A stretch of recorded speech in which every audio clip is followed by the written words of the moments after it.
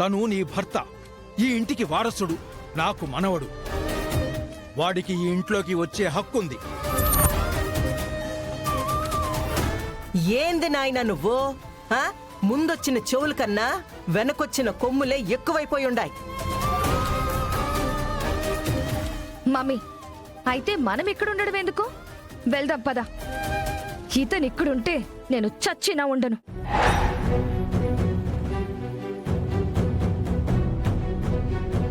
వద్దు.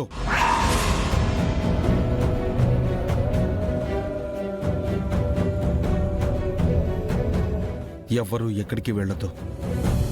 నేనే వెళ్తున్నాను.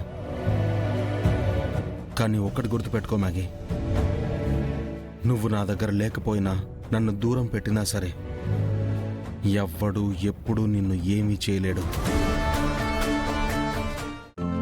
ఈ రోజే డౌన్లోడ్ చేయండి.